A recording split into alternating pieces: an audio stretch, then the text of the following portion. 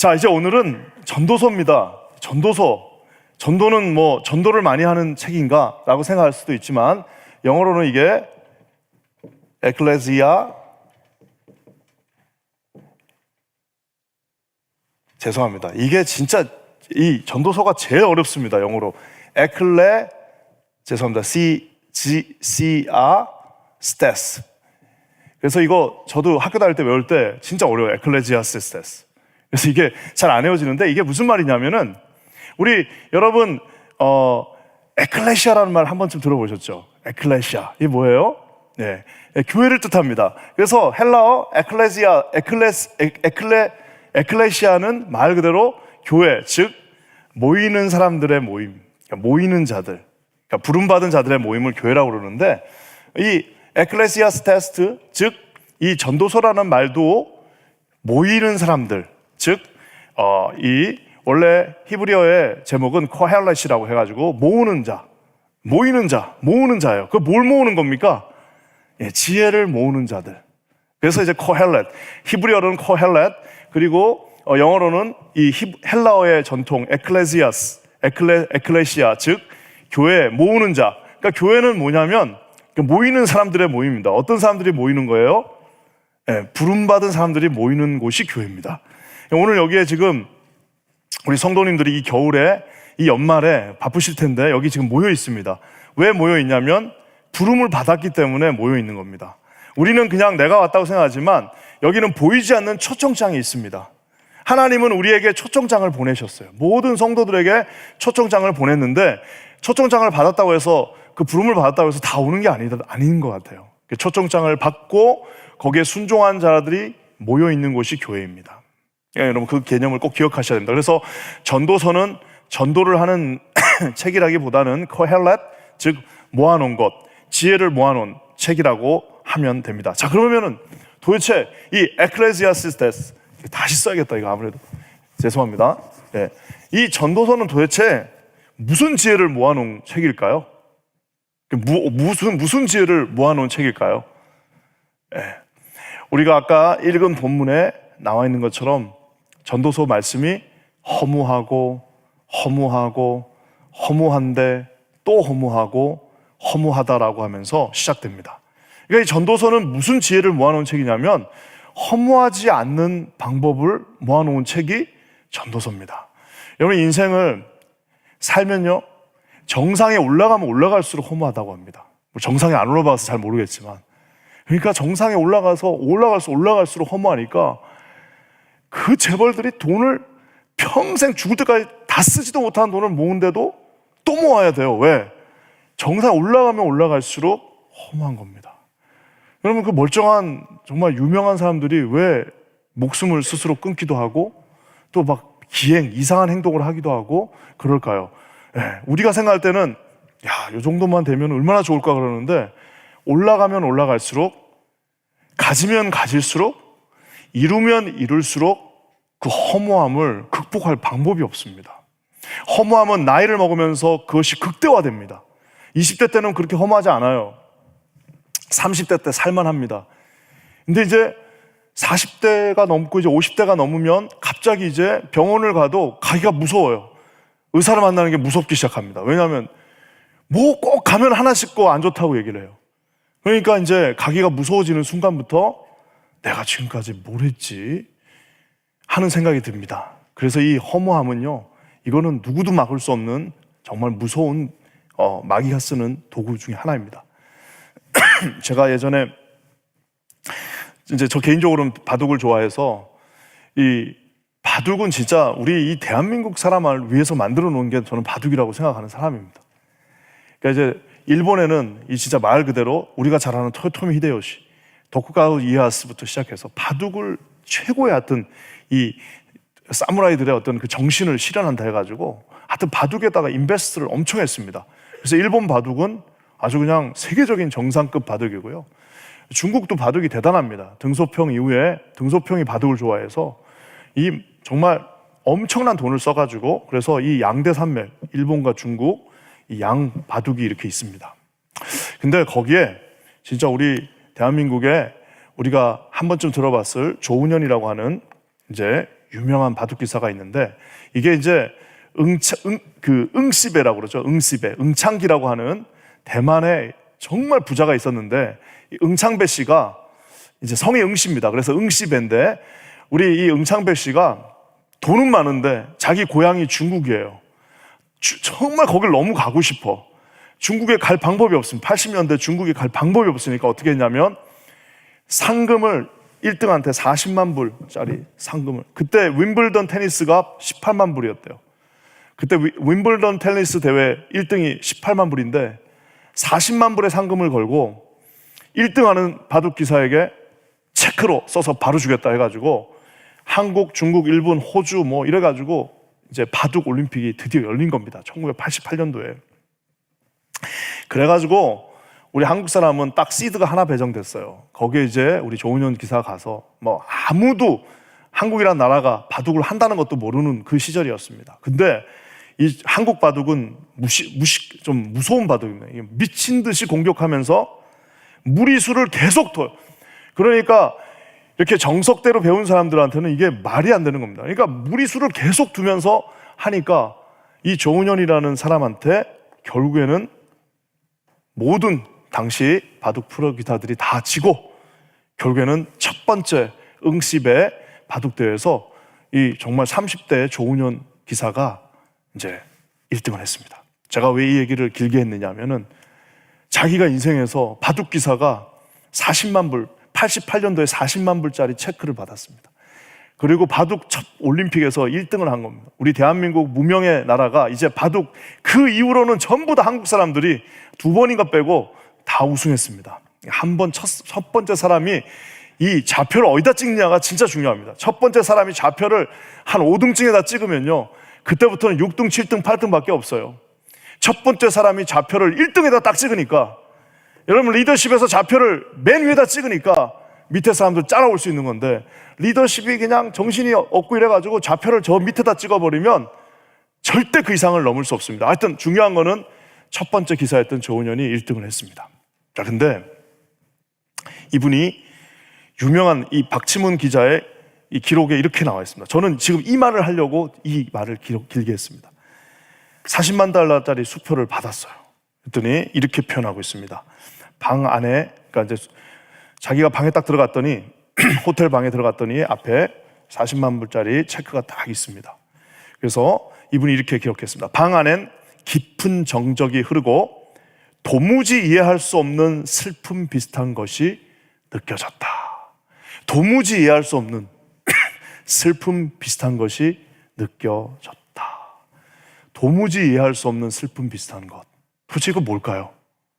도무지 이해할 수 없는 슬픔 비슷한 것. 이게 뭐예요? 이게 바로 정상에 오른 사람이 가지는 허무입니다. 근데 대부분은 정상에 올라가지도 못하는데, 우리는 정상에 올라가지도 못하는데도 허무가 있어요. 왜? 정상에 올라간 사람은 허무하면은, 야, 멋있다. 야, 역시 조은현이야. 정말 도무지 이해할 수 없는 슬픔 비슷한 것. 야, 나도 저런 거 한번 40만 불짜리 체크 한번 잡고 내가 한번 느껴봤으면 좋겠다. 이런 분들 많으실 겁니다. 근데 여러분, 우리 인생이 누군가는 다 정상에 올라갑니다.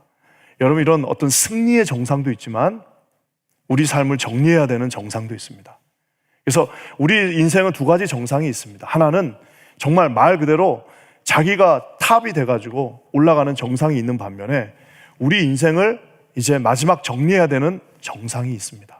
두 가지 정상에 우리는 둘 다 오를 확률은 거의 없고요, 하나 오를 가능성이 높습니다. 자, 근데 그 올라갔을 때에 도무지 이해할 수 없는 슬픈 비슷한 것. 도대체 이거는 뭘까? 여러분, 이것이 바로 허무입니다. 이것이 극복되지 않으면, 이 허무가 극복되지 않으면, 여러분, 이 도무지 이해할 수 없는 슬픔 비슷한 것은 우리의 인생에 지금 찾아오면 다행입니다. 왜? 우리 두 손이 멀쩡하고 내가 지금 뭘 할 수 있을 때 도무지 이해할 수 없는 이 슬픈 비슷한 것이 찾아오면, 야, 이거 아닌가 보다 하고 우리가 뭔가를 대책을 세우고 그 반대편으로 갈 수도 있고 그거를 허락하지 않을 수도 있는데, 이 도무지 이해할 수 없는 슬픔 비슷한 것은 언제 찾아오느냐? 아까 제가 얘기한 정상.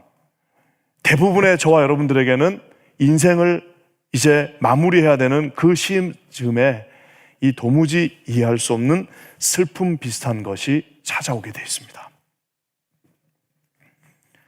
그래서 여러분 오늘 전도서의 말씀을 사실 저랑 같이 한번 봤으면 좋겠는데요. 전도서는 사실 이렇게 쉽게 제가 특세 때 한번 쭉 하긴 했지만 이게 사실 조금 깊이 있게 다뤄줘야 되는데요. 오늘 할 수 있는 만큼 해보도록 하겠습니다. 인생은 헛되다고 아까 얘기하고 있습니다. Vanity of vanities. 그냥 베니티가 아니라 전도자가 이 말을 했는데요. Vanity of vanities. Vanity and vanities. Vanities 하면서 죄송합니다. 무조건 5번에 걸쳐서 모든 것이 헛되다라고 얘기합니다. 한 2번만 얘기해도 알았다고 할 텐데 한 3번 얘기하면 아유 강조하시나 보다, 4번쯤 얘기하면 되게 사무쳤나 보다. 근데 전도자, 즉 우리 복음주의권 안에서 보는 전도자의 저자는 솔로몬입니다. 하지만 그냥 솔로몬이 아니라 말년의 솔로몬입니다. 인생을 망쳐버린, 인생을 망쳤어요. 이분은 하나님이 주신 그 모든 것들을 자기의 쾌락을 위해서 혹은 자기의 어떤 정권을 유지하기 위해서 얼마나 인생이 후회될까요? 제가 여러 번 얘기하지만 정말 작은 가게 하나만 해도 주님의 영광을 위해서 할 수 있는 일들이 얼마나 많은지 모릅니다. 그렇잖아요? 작은 사업처 하나를 하나님이 주셔도 우리 하나님 앞에 우리가 해드릴 수 있는 것들이 너무나도 많습니다. 작은 교회 담임 목사가 돼도요, 정말 주님의 영광을 위해서 내 권한으로 할 수 있는 것들이 많습니다. 장로님들은 물론이죠. 여러분 장로님이 한 번 되면 7년 동안 사인을 할 수 있는 권한이 있습니다. 얼마나 많은 일들을 주를 위하여, 정말 하나님을 위하여 할 수 있는지 모릅니다. 근데 솔로몬에게는 이런 하나의 작은 고난이 아니라 이스라엘 역사상 최고로 많은 모든 축복들이 그의 손에 쥐어졌습니다. 그가 인생을 다 살았는데 와 보니까 아까 뭐예요? 도무지 이해할 수 없는 슬픔 비슷한 것을 만나게 된 것입니다. 그래서 그가 시작 자체를 어떻게 합니까?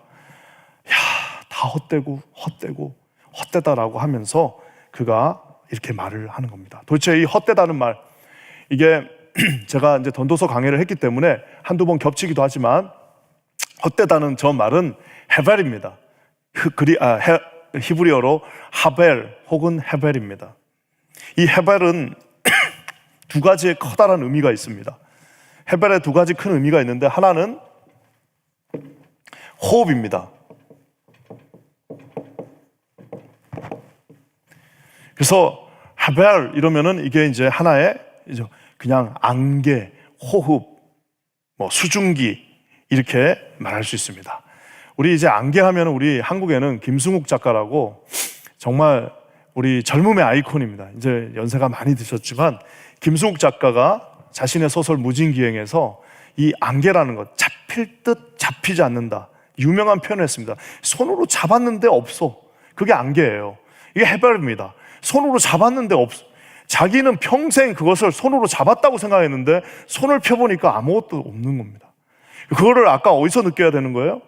지금 빨리 우리가 깨달으면 다행인데 정상에서 느낀다고 그랬습니다. 그 정상은 이제는 올라갔기 때문에 떨어지는 거는 삽시간 아무것도 할 수 없는 그 정상에서 손에 분명히 내가 그거를 잡으려고 여기까지 왔는데 나 보니까 아무것도 없는 것을 발견하게 됩니다. 호흡이라는 거는요, 정말 대단합니다. 우리 예전에 이재철 목사님이 한번 예전에 말씀하셨던 건데요. 그분의 표현입니다. 요 코끝에서 호흡이 멈추면, 요 코끝에서 호흡이 멈추면, 그럼 이제 끝나는 거잖아요.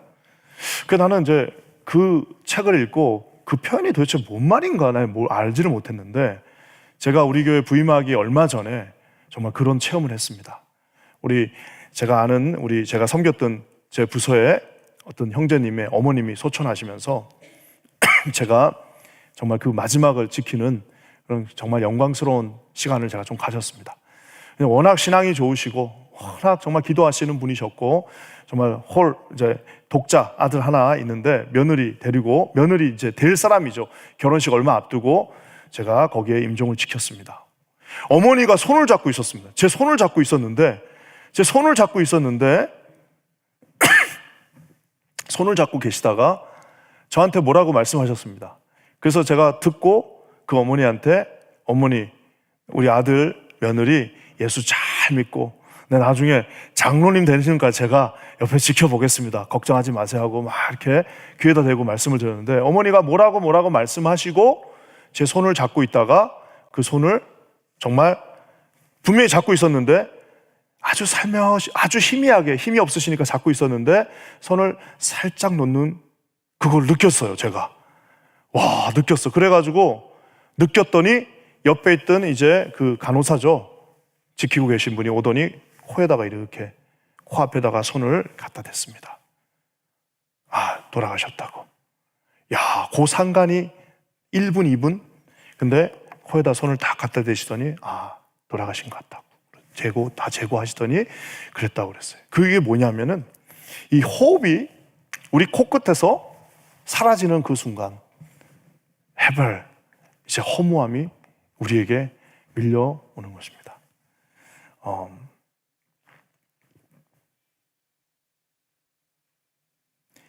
그 헤벨이 아까 그 김승욱 작가의 표현에 의하면 사람들을 떼어놓았다 그러죠.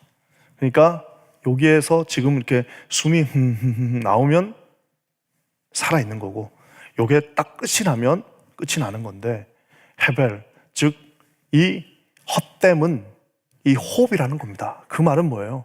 요게 사라지는 순간 그냥 다 끝나는 겁니다. 정말 죄송하지만 아무리 우리가 대단한 일을 하고 대단한 거를 하고 엄청나게 대단한데 호흡이 마치면은 끝이 나는 겁니다. 만약에 우리에게 예수 그리스도가 없다면, 부활의 소망 대신 주님이 없으시다면 우리 인생은 정말 허무할 수밖에 없어요. 뭐토록 열심히 합니까? 조금 있으면 그냥 다 끝나는데. 또 한 가지 헤벨은 또 다른 한 가지를 말하는데, 그것은 말 그대로 죽음입니다. 헤벨의 단어가 창세기 4장 2절에도 나온다고 예전에 강의할 때 한번 얘기했습니다. 창세기 4장 2절에 헤벨이 왜 나오느냐? 아벨이라는 이름으로 나옵니다. 젊은 나이에 형에게 맞아 죽은 그 아벨을 히브리어로 발음하면 하벨, 그냥 이렇게 됩니다.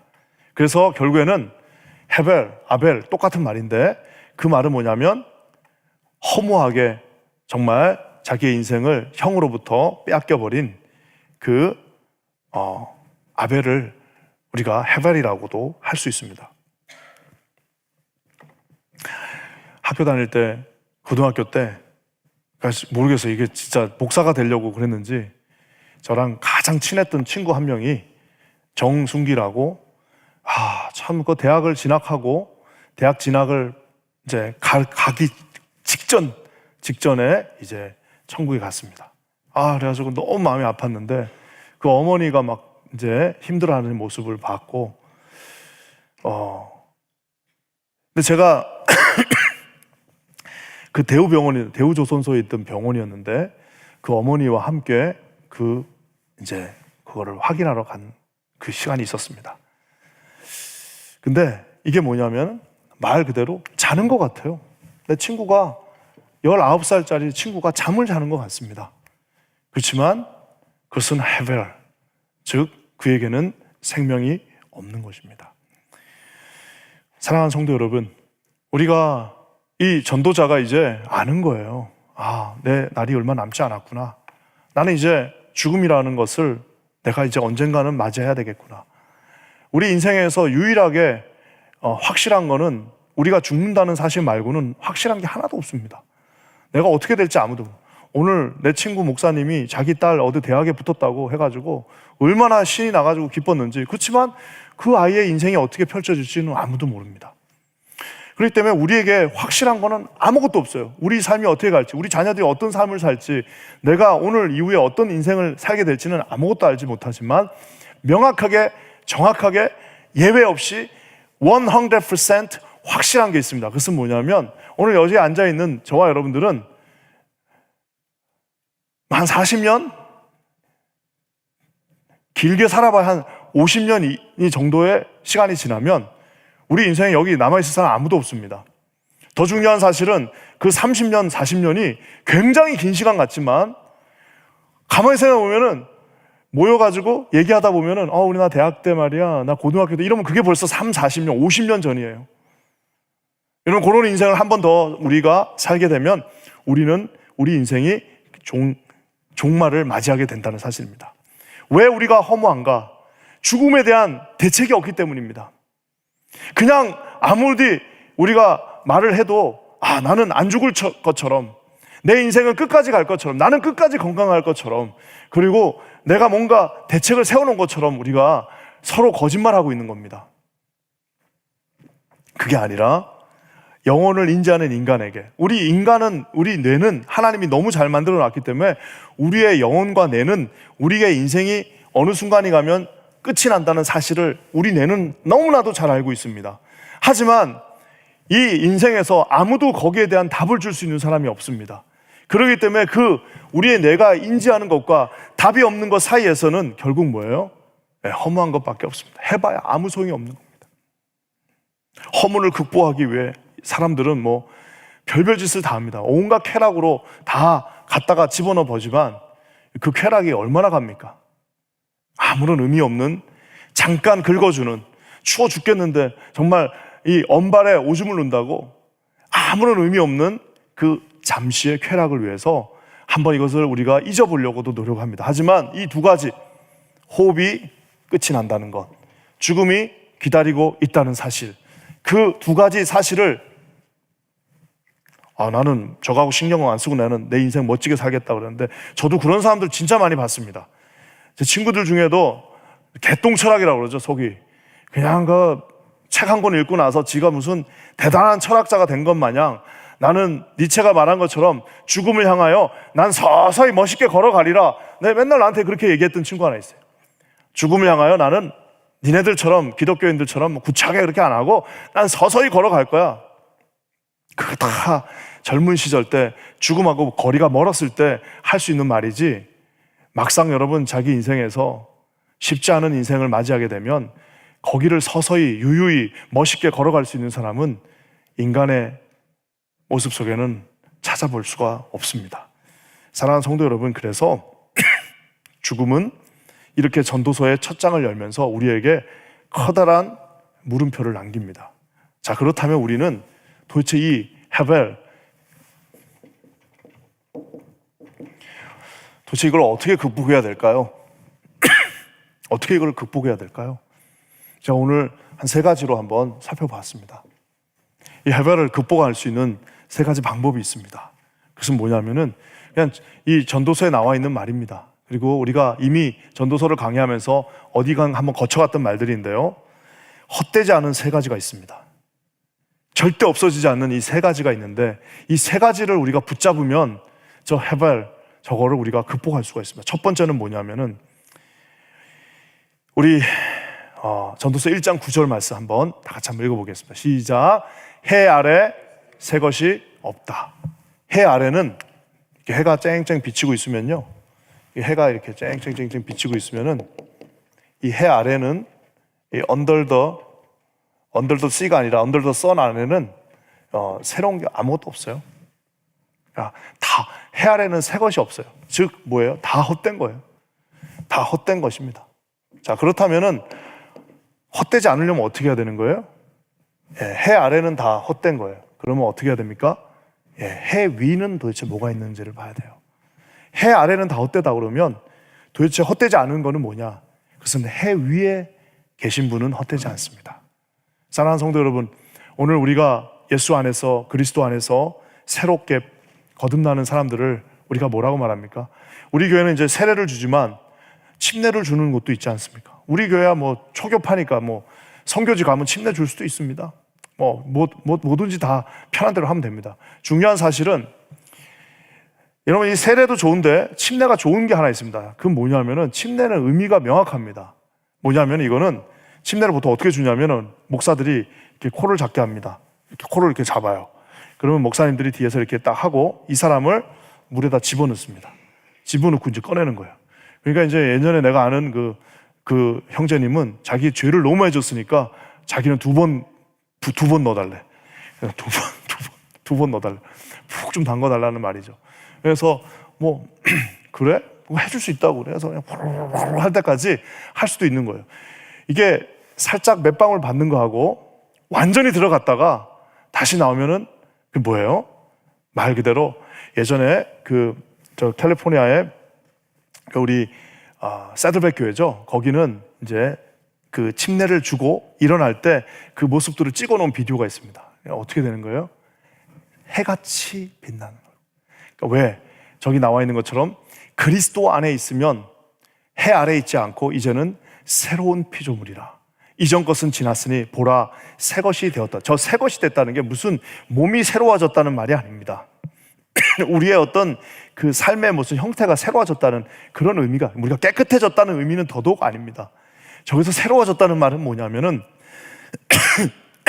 존재 자체가 완전히 정말 우리가 허무한 저 호흡과 죽음의 리밋에서 있던 존재들이 이제 완전히 새롭게 하나님 안에서 해 위에 있는 존재, 즉 하나님과 함께 있는 새로운 피조물이 된다는 것이 저기에 소망이 있는 것.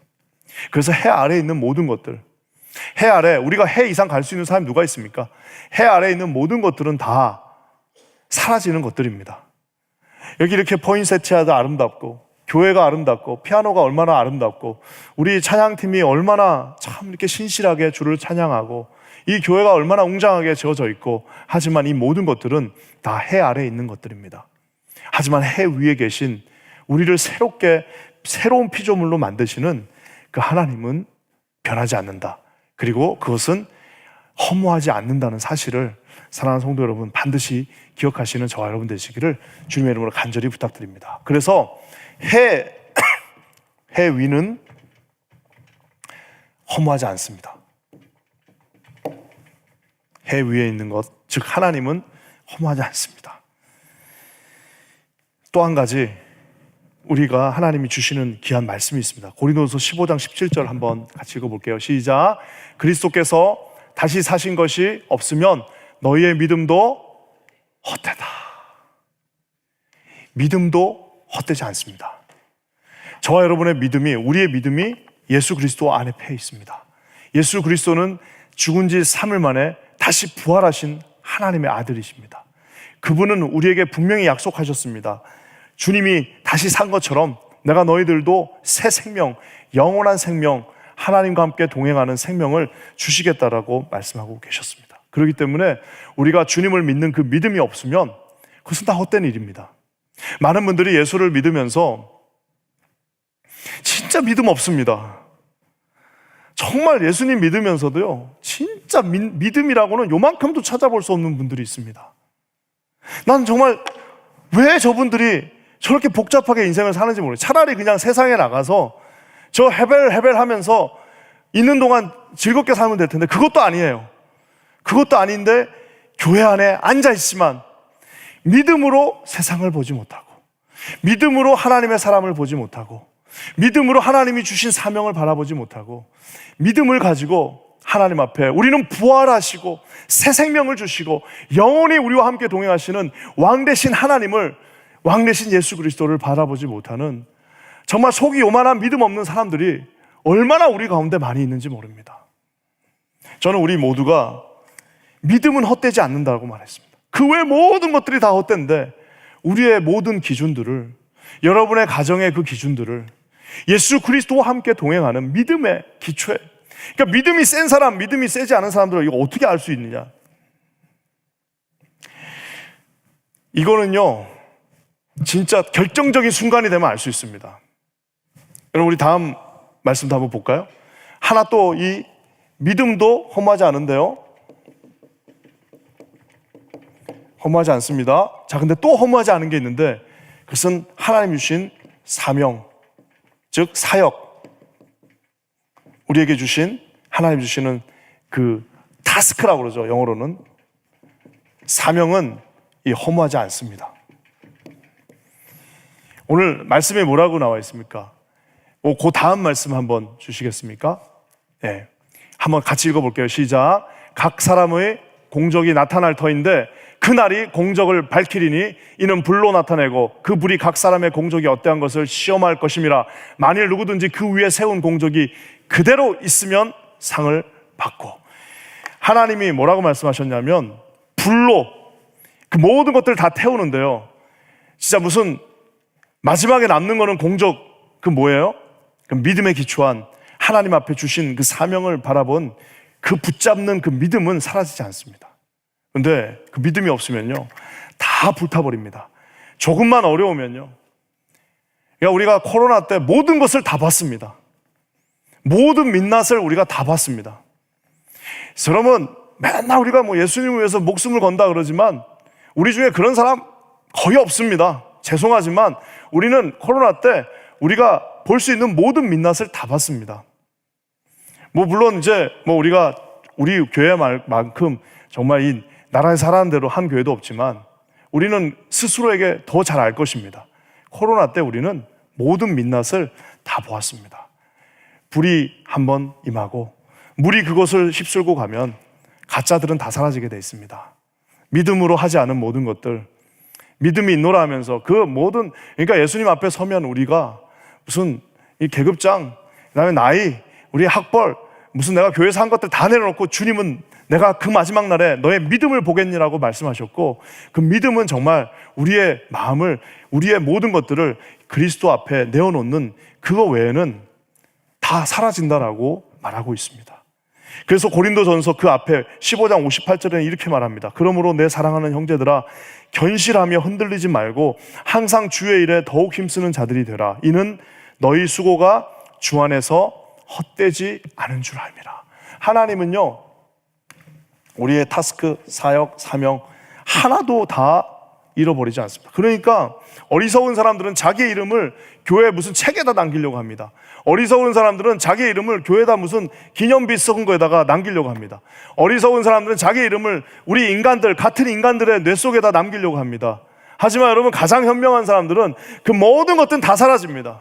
아무리 우리가 대단한 일을 하고 아무리 대단한 것들을 우리가 남겼다라도 사람들의 가슴 속에 세워진 것들은요, 나중 지나면 그 누가 했더라? 한 10년만 지나보세요. 이름도 기억 안 납니다.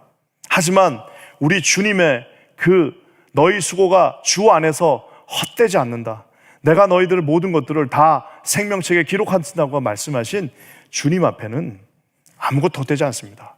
그냥 우리는 누가 그걸 보느냐 마느냐 이런 거 가지고 막 유치하게 이럴 필요가 없습니다. 왜? 하나님 한 분만 기억하고, 어차피 모든 기록은 다 사라집니다. 단 하나님의 그 기록, 하나님의 생명책, 하나님 오늘 말씀하신 것처럼 너희 수고는 주 안에서 헛되지 않는다. 더욱 힘써라. 아무도, 사람들이 목사님 열심히 섬겼는데 아무도 안 알아줘가지고 상처받아요. 목사님 나만 하는 것 같아요. 사람들이 그냥 뭐 알아봐 주지도 않고 나만 혼자 죽도록 고생하는 것 같습니다. 사실상 여러분, 오늘 주님이 말씀하십니다. 흔들리지 말고 항상 주의 일에 그냥 힘쓰는 게 아니라 지금보다 더 힘쓰는 사람이 되라. 왜냐? 그 수고는 헛되지 않고 그 모든 기록은 주님이 알고 계시다라고 말하고 있습니다. 사랑하는 성도 여러분, 세상의 모든 것들이 다 헛되다라고 말합니다. 해 위에 계신 우리 하나님 헛되지 않습니다. 예수 그리스도를 우리가 믿는 그 믿음, 우리를 영원한 천국으로 인도하게 할 것입니다. 우리에게 부활의 확신을 주십니다. 여러분, 우리가 주님을 사랑해서 하는 사명과 사역들과 하나님을 향해서 하는 우리 그런 정말 아름다운 손길들, 가장 어리석은 사람들은 그거 뭐 아무도 안 알아준다라고 해서 그걸 중단하는 분들도 있습니다. 그러니까 뭐예요? 사람들이 보는 거를 자기 인생의 모든 기준으로 삼은 분들도 있습니다. 사람들로부터 인정받는 거. 하지만 여러분, 아무 소용없습니다. 가장 중요한 것은 주 안에서 헛되지 않는다라는 것, 여러분 반드시 기억하시고 주님 앞에 서시는 저와 여러분 되시기를 주님의 이름으로 간절히 부탁드립니다. 오늘 이 두 가지와 함께 사실 해별을 극복하는 가장 큰 두 축이 있습니다. 하나는 죽음에 대한 것에 대한 극복이고요. 또 한 가지는 재물에 대한 극복인데요. 제가 오늘은 시간이 부족하기 때문에 이 재물에 대한 거는 좀 나중에 제가 하도록 하겠습니다.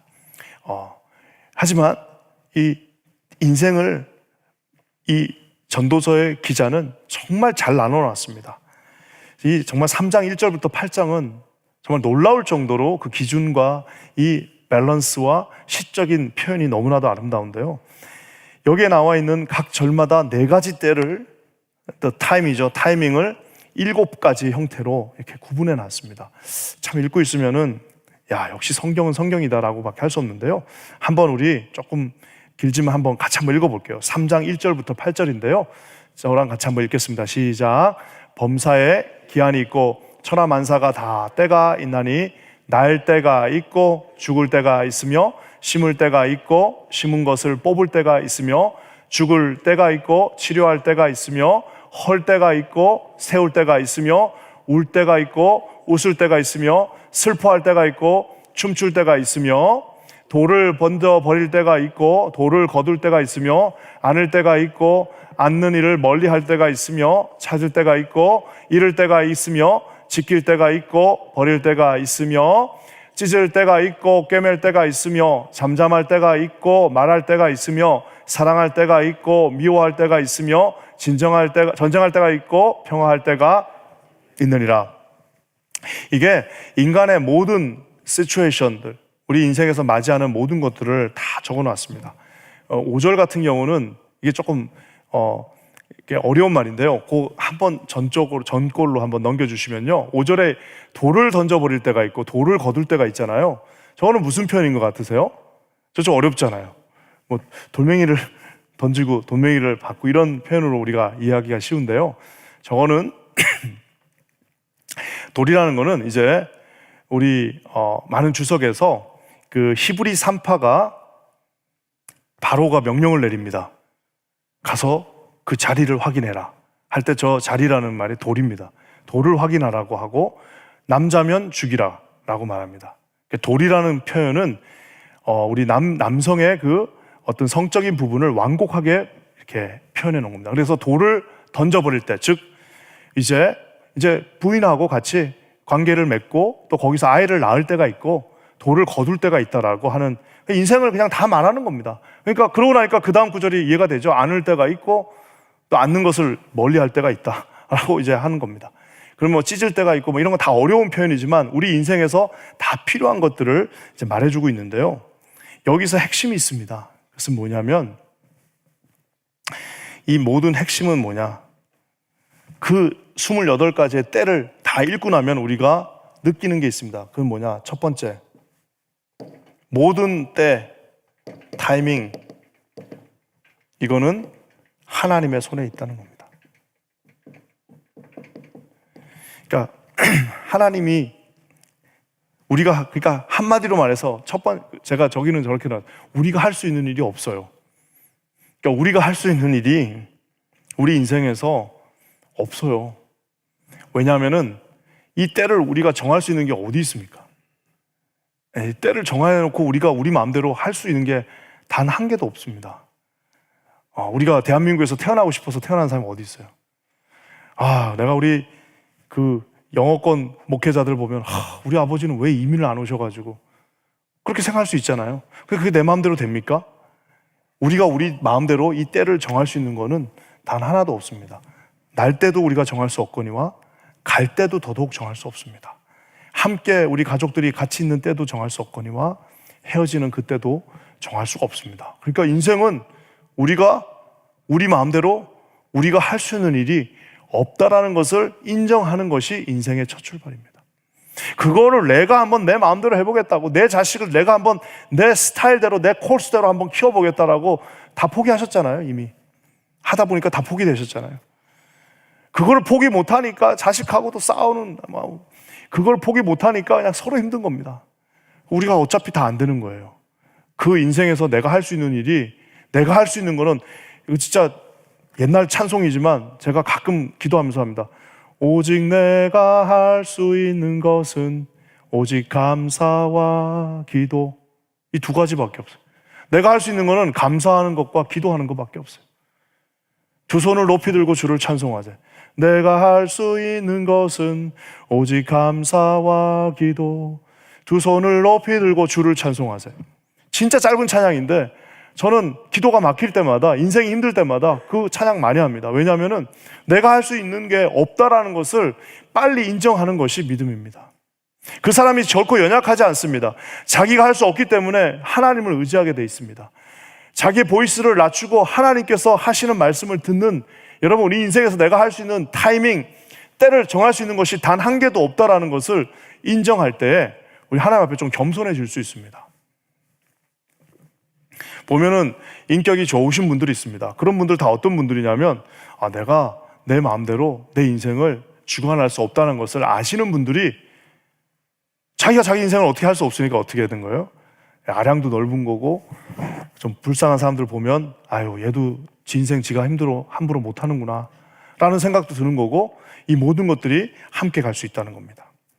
그렇기 때문에 하나님은 우리에게 이런 때를 주시는 분이시고 그 일을 이루시는, 성취하시는 여호와라는 표현을 하게 된다는 사실입니다.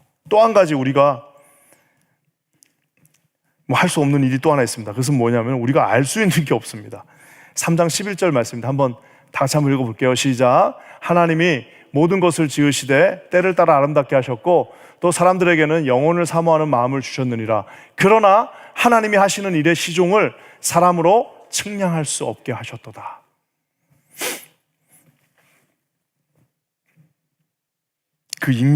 우리가 지금 욥기서의 말씀을 지겨우리만큼 계속해서 보고 있습니다. 참 우리 교회 대단한 교회입니다.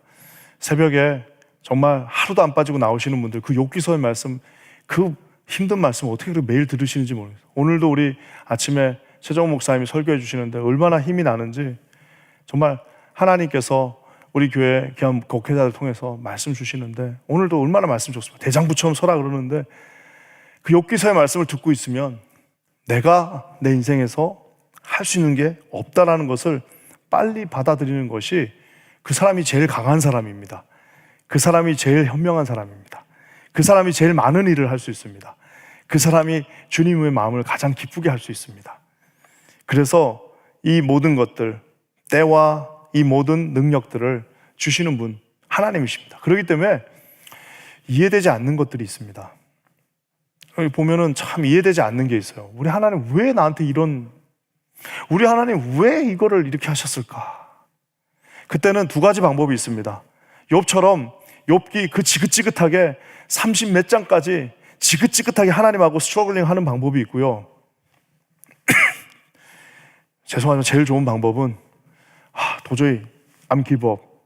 나 정말 이해가 되지 않기 때문에 저는 일의 시종을 사람으로는 측량할 수 없게 하셨다니까 선하신 하나님, the goodness of God, 하나님의 선하심, 선하신 아버지가 나를 가장 좋은 길로 인도해 주실 거야. 하나님은 나에게 우리 가정에 가장 좋은 것을 주시는 분이셔 라고 이런 믿음으로 취하는 것이 가장 현명한 하나님의 길이라는 사실을 여러분 반드시 기억하시기를 주님의 이름으로 간절히 부탁드립니다. 세 번째, 죄송합니다. 두 번째는 그래서 우리의 어디로 갈지를 몰라요. 갈 바를 모릅니다. 세 번째는 또 제가 좀 재밌게 표현했지만 우리가 인생에서 알 수 있는 일이 하나 있습니다. 아까 그건 제가 얘기했습니다. 한번 읽겠습니다. 시작. 모든 사람의 결국은 일반이라 산자들은 죽은 줄을 알되 해 아래 생하는 모든 일 중에서 그들에게 돌아갈 몫은 영원히 없느니라. 네, 우리가 알 수 있는 것 딱 하나밖에 없습니다. 우리가 알 수 있는 건 딱 하나, 내가 주님 품에 가야 된다는 사실. 그거 하나가 유일한 우리가 알 수 있는 겁니다. 나머지는 알 수 있는 게 없어요. 그래서 현명한 사람들 메멘토 모리가 라틴어로는 죽음입니다. 메멘토, 기억하라. 죽음을 기억하라. 제 방에 가면은 제 컴퓨터 옆에 뭐가 있냐면은 우리 옛날에 양군사님이 늘 뜨개질 하셨잖아요. 뜨개질 해가지고 주신 그 빨간색 십자가 있습니다. 빨간색 십자가 이렇게 이제 십자가인데 이분이 뜨개질 하셔가지고 빨간색 십자가 있습니다. 그래서 그거 옆에 놔두고 그 위에 뭐 하나를 올려놨어요.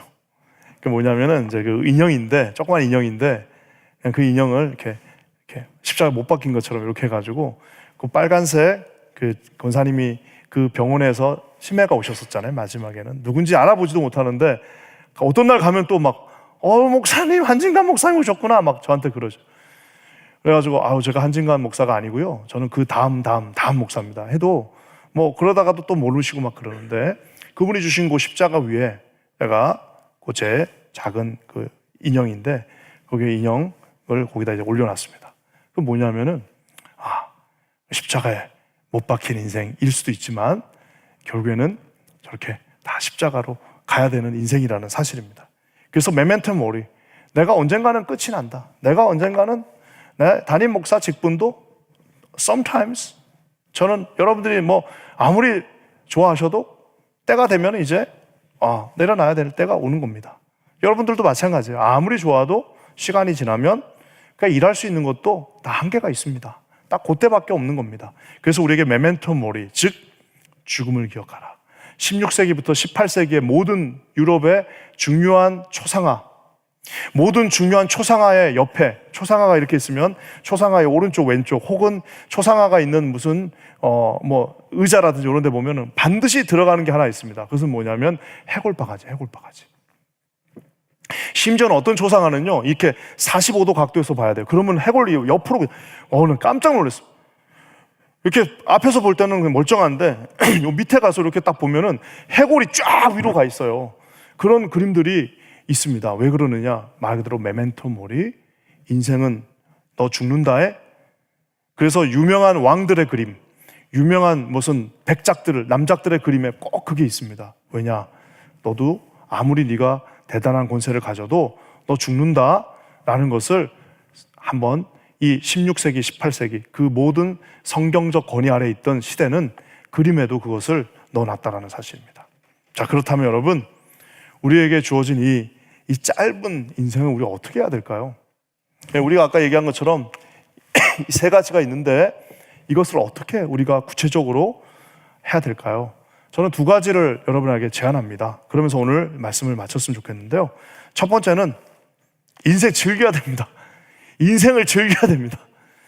즐긴다는 말 나쁜 말인가요? 한번 우리 말씀을 한번 읽어볼게요. 11장 9절입니다. 시작. 청년이여 네 어린 때를 즐거워하며 내 청년의 날들을 마음에 기뻐하여 마음에 원하는 길들과 내 눈이 보는 대로 행하라. 그러나 하나님이 이 모든 일로 말미암아 너를 심판하실 줄 알라.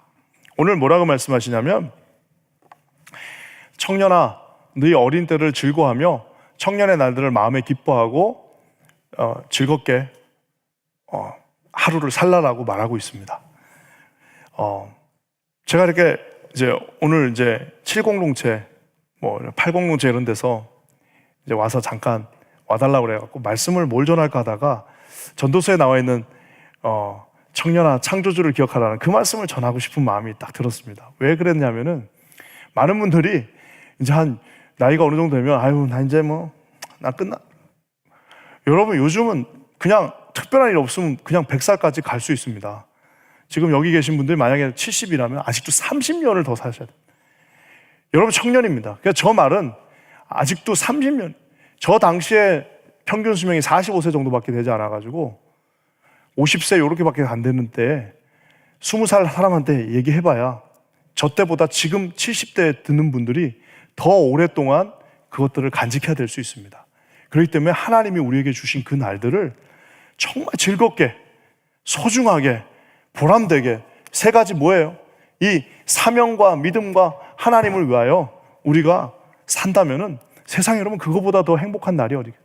오늘 아침에 일어나면 또 교회 왔는데 새벽에 이런 또 꽃들이 있고 또 이게 앞에 우리 꽃들이 이렇게 장식돼 있고 또 교회 오는 게 막 음악이 있고 찬양이 있고 함께 나눌 동료들이 있고 웃으면서 또 같이 놀 수 있는 친구들이 있고 이렇다면 우리는 오늘 하루 하나님 앞에 감사하면서 하나님 정말 고맙습니다. 오늘 나도 특별히 우리 금요 예배를 나오시는 분들은 얼마나 대단합니까? 이렇게 금요일 날 이렇게 트래픽이 있고 이렇게 어려운데도 내가 하나님의 성전에 찾아올 수 있는 이 건강을 주셨고 하나님께서 주시는 마음이 있어서 나는 주님 앞에 섭니다라고 여러분, 오늘 하루를 즐기셔야 한다는 말입니다. 예수님도 자기 인생 무진장 즐기셨습니다. 누가복음 7장 34절에 이렇게 나와 있습니다. 한번 다 같이 읽어볼게요. 누가복음 7장 34절입니다. 시작. 인자는 와서 먹고 마시매 너희 말이 보라 먹기를 탐하고 포도주를 즐기는 사람이요 세리와 죄인의 친구로다 하니, 얼마나 드셨으면, 얼마나 가서 포도주를 드시고 세리와 창기들 정말 그 옆에서 같이 어깨동무하고 하셨으면은, 이거 무슨 세리와 창기의 친구다, 먹기를 탐한다고까지 주님의 별명을 만들어버렸습니다. 주님은 그 인생 짧은 33년이었지만 저는 아주 그냥 신나게 즐기셨다라고 저는 믿습니다. 말 그대로 하나님이 주신 그 날들을 여러분 감사함으로 최선을 다해서 즐겁게 좀 웃으면서 그렇게 사실 수 있으면 좋을 것 같아요. 아침에 일어나셔서 나오실 때, 야, 오늘 하루 하나님 주셨다, 나 또 신나게 살아야지 라고 여러분 다짐하시기 바랍니다. 한 가지 조건이 있습니다. 아까 말한 것처럼 심판받는다는 것은 기억하라는 겁니다. 그러니까 우리의 즐거움은 아까 이런 헤벨과 같은 이런 쾌락에 의존한, 없어질 것들, 그 쾌락에 의존한 그 즐거움이 아니라 주 안에서 우리가 함께 즐거워하는, 주 안에서 뭐가 제일 즐겁습니까? 성도들이 같이 모이고 순모임하고 우리가 같이 선교 가고 우리가 같이 후원하고 우리가 같이 돈 모아갖고 하나님의 일들을 이뤄나가는, 여러분 그것이 가장 즐거운 일 아니겠습니까? 교회가 이렇게 점점 성장해 가는 것들을 옆에서 이 시대에 볼 수 있는 교회가 몇 개나 있겠습니까? 하나님 우리에게 그 날들을 주셔서 감사하게 매주 성장하는 모습을 보여주시고, 우리 자녀들 세상과 역행하면서, 세상엔 아이들이 없다고 그러는데 아이들이 또 태어나주고 또 임신이 되고 하는 그 모든 모습들을 보면서 여러분 오늘 하루 하나님 앞에 즐거워하시, 까르페 디엠이라고 그러죠. 오늘을 즐겨라, 오늘 하루를 즐겁게 사시는 저와 여러분 되시길 바랍니다. 또 한 가지, 자, 즐겁게 살 건 즐겁게 사는데 어떻게 즐겨야 되냐면은, 이왕 즐길 거는요 제대로 좀 즐기셔야 됩니다. 우리 전도서 12장 1절 또 7절 8절 말씀 다시 한번 읽겠습니다. 시작. 너는 청년의 때에 너의 창조주를 기억하라. 곧 공고한 날이 이르기 전에, 나는 아무 낙이 없다고 할 해들이 가깝기 전에, 흙은 여전히 땅으로 돌아가고 영은 그것을 주신 하나님께로 돌아가기 전에 기억하라. 전도자가 이르되 헛되고 모든 것이 헛되도다. 중요한 건 뭐냐면, 제발 그거 다 잃어버리기 전에, 제발 노는 것도요 건강할 때, 그리고 하나님 앞에 오늘 하루를 즐기는 것도 가지고 있을 때, 내 손에 가지고 있을 때 하나님 앞에 제대로 즐기라고 말하고 있습니다. 우리는 우리가 하나님이 주시는 것들을 가지고 우리는 충분히 품위 있게, 우리 인생을 아름답게, 우리 인생을 격조 있게 하나님 앞에 드리며 사람들로부터 존경받을 수 있습니다. 저는 그 인생이 생각보다 많지 않아요. 그러니까 어떻게 해야 됩니까? 어떻게 해야 되는 거예요? 흙은 여전히 땅으로 돌아가기 전에 기억해야 됩니다. 공고한 날이 이르기 전에 다 주신 것들 다 이제 놓치고, 나이가 먹으니까 이제는 돈을 억만금을 갖다 줘도 이제는 뭐 할 수 있는 게 없어요. 돈도 여러분 아무나 쓰는 게 아닙니다. 돈도 여러분, 재정도요 하나님께서 주셨을 때 적절하게, 명확하게, 확실하게, 화끈하게 써야지 그거를 우리가 그냥 가지고 있을 수 없습니다. 왜냐하면은 여러분 재밌는 편 하나 있습니다. 아까 제가 얘기한 것처럼 이 전도서는 사실상 죽음과 재물에 대한 이야기입니다. 근데 제가 오늘 재물은 다 삭제했다고 그래서 워낙 시간이 많이 없기 때문에. 근데 여러분 재밌는 편 하나 있습니다. 11장 1절 한번 읽어볼까요? 다 같이 읽을게요. 시작. 너는 네 떡을 물 위에 던져라. 여러 날 후에 도로 찾으리라. 이런 말이 있는지 모르셨죠? 전도서에 이런 말이 있어요. 이 말의 뜻이 뭘까요? 무슨 뜻일 것 같아요? 하나님이 주시는 축복은요, 잘 기억하세요. 우물물입니다. 무슨 다라이에 있는 물이 아니에요. 통에 있는 물이 아닙니다. 통에 있는 물은 어떻게 해야 돼요? 퍼내면 어떻게 됩니까? 없어져요. 그러니까 자기가 퍼낸 만큼 없어지는 겁니다. 아무리 10톤짜리 큰 물통을 가지고 있어도 오늘 만약에 내가 1톤 퍼내면 이제 9톤밖에 안 남는 거예요. 자, 근데 하나님이 주시는 이 축복들은 이런 무슨 탱크에 있는 그런 축복이 아니라, 비록 작은 셈이지만 퍼내면 퍼낼수록 계속해서 끊임없이 채워주시는 주님의 축복이라는 사실입니다. 저 말씀 한번 잘 기억해 보세요. 너는 내 떡이 얼마나 먹고 싶어요. 얼마나 자기 떡 먹고 싶어요. 얼마나 이 떡 가지고 내가 영원히 살고 싶어요. 근데 물에 던져라. 한번 주님을 믿고 한번 던져봐라. 그럼 어떻게 해요? 좀 지나면 다시 돌아온다. 그 똑같은 떡은 아니어도 어쩌면 더 좋은 떡으로, 어쩌면 더 싱싱한 떡으로, 어쩌면 더 깨끗한 떡으로 다시 돌아온다라고 말하고 있습니다. 사랑하는 성도 여러분, 공고한 날이 이르기 전에 우리의 젊음과 우리가 이렇게 힘쓸 수 있는 거, 또 우리가 나와서 뭐 봉사하고 이런 거요. 공고한 날이 옵니다. 근데 그 중요한 사실은 그 날이 언제 오는지를 아무도 모르는 거예요. 건강하다고 늦게 오는 게 아니고 젊다고 더 오래 남아있는 게 아니라 순서 없이 찾아오는 그 공고한 날이 오기 전에 사랑하는 성도 여러분, 주님 하나님을 위한 일, 믿음의 일들, 사명의 일들, 이런 것들은 절대로 하나도 사라지지 않습니다. 여러분의 떡을 물 위에 던지시고 믿음으로 하루하루를 승리하시면서 기쁨으로 또 감사하면서, 너는 왜 이렇게 맨날 웃냐? 하나님이 떡 주신대, 떡 던진 거 다시 돌려주신대 라고 믿지 않는 분들에게 좀 이야기도 하고요. 그리고 밥을, 저는 절대로 제 원칙 중에 하나가, 누구 만나면 절대로 제가 무조건 어떻게 해서든지, 이제 성도님들한테는 내가 그렇게 쉽지가 않네요. 하도 그냥 우리 더 세신 분들 여기 계시지만 내가 목사님들 만나거나 이러면 절대 제가 옛날부터 꼭 제가 삽니다. 왜냐하면은 난 그거의 축복이라고 믿는 사람이에요. 해도 우리 교회가 해야 되고요. 우리가 더 드려도 우리 가정이 하면은 그게 제일 좋은 겁니다. 왜냐하면은 공고한 날은 언제 어떻게 올지 모릅니다. 가장 좋은 것은 하나님의 가장 좋은 시간을 주님 앞에, 가장 좋은 나의 포션을 주님과 함께, 여러분 그렇게 하실 때에 우리 인생이 더 풍성하고, 우리 아까 조은현 구단이 했던 그런 애매한 슬픔은 우리 가운데 없을 것입니다. 인생이 이제 끝나가요. 이제 공고한 날이 왔고 그 정상에서 내려오는 순간이 됐어요. 제일 감사한 거는 그 떡들을 하나님 앞에 다 드린 게 제일 감사할 거고요. 제일 후회되는 거는 그때 내가 그거 왜 안 했을까? 그때 주님이 분명히 시켰는데, 분명히 주님이 나에게 주셨는데 나 그때 왜 그 일을 안 했을까? 왜 내가 그거 더 섬기지 못했을까? 내가 왜 그때 그거 더 못해? 여러분 그게 아마 제일 후회될 겁니다. 여러분의 인생을 말 그대로 전도자, 지혜로운 자, 지혜들을 모아놨습니다. 어떤 지혜를 모아놨어요? 허무해지지 않는 지혜를 모아놨습니다.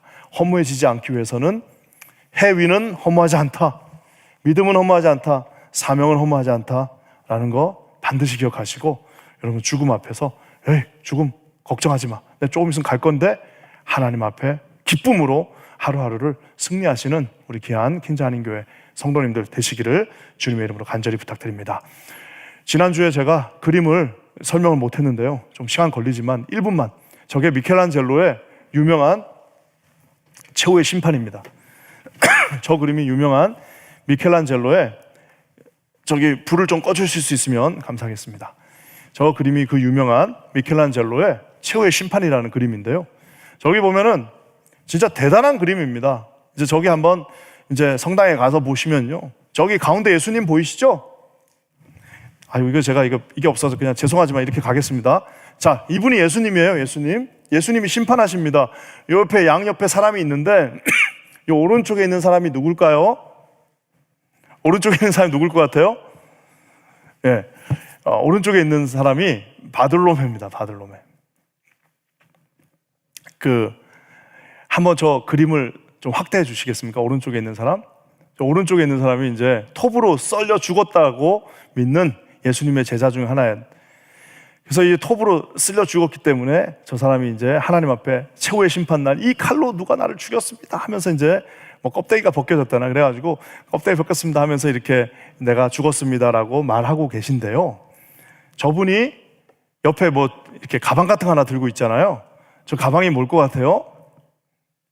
저게 자세히 보면 이게 껍데기인데 사람의 껍데기입니다. 근데 더 놀랍게도 미켈란젤로의 그 그림 그릴 때 특징이 하나가 있는데, 그건 뭐냐면 자기 얼굴을 꼭 어딘가 하나 넣어놔요. 저 그림 전체에서 저 껍데기 얼굴 보이시죠? 저 찌그러진 얼굴, 저게 미켈란젤로 자신의 얼굴입니다. 예, 다시 불을 켜주시면요. 죄송합니다. 잘 안 보이는데 집에 가서 한번 잘 살펴보세요. 저게 뭘 뜻하냐면 미켈란젤로가 말하고 있는 겁니다. 인생 다 껍데기. 껍데기인데 하나님이 들고 있으면 사는 거고, 그냥 껍데기 가죽이다라고 생각하고 자기가 그림을 그리고 자기 얼굴을 껍데기에다가 집어넣어놨습니다. 얼마나 대단합니까? 사랑하는 성도 여러분, 우리 인생은 허무할 수밖에 없습니다. 하지만 하늘 위도 믿음도 여러분이 하는 모든 사역들 하나도 허무하지 않습니다. 반드시 기억하시고 허무한 날이 오기 전에 결단하시고 하나님 앞에 여러분의 삶을 온전히 드리실 수 있는, 또 얼마나 좋습니까? 얼마나 다이나믹합니까? 예수님과 함께 달려가는 거룩하고 복된 인생들 되시기를 주님의 이름으로 간절히 부탁드립니다. 잠시 한번 기도하겠습니다. 살아 역사하시는 주님, 우리가 지난 근 20주에 걸쳐서 성경의 말씀들, 진리들을 살펴보고 있습니다. 오늘 전도서의 말씀을 통하여서 죽음 앞에, 그 해발 앞에서 하나님 영원한 것들을 허락해 주신 주님을 살펴보았습니다. 성령 안에서 늘 승리하게 하시고 공고한 날이 이르기 전에 우리 모두가 하나님 앞에 주님을 바라볼 수 있는 귀한 성도들 되게 하여 주시옵소서. 놀라운 일을 이루실 주를 찬송하며 예수님의 이름으로 간절히 기도합니다.